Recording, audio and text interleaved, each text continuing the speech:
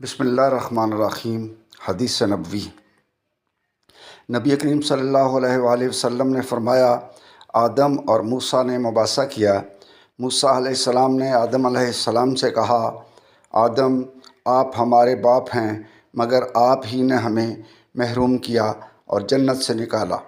آدم علیہ السلام نے موسیٰ علیہ السلام سے کہا، موسیٰ آپ کو اللہ تعالیٰ نے ہم کلامی کے لیے برگزیدہ کیا اور اپنے ہاتھ سے آپ کے لیے تورات کو لکھا۔ کیا آپ مجھے ایک ایسے کام پر ملامت کرتے ہیں جو اللہ تعالیٰ نے مجھے پیدا کرنے سے 40 سال پہلے میری تقدیر میں لکھ دیا تھا؟ آخر آدم علیہ السلام بحث میں موسیٰ علیہ السلام پر غالب آئے۔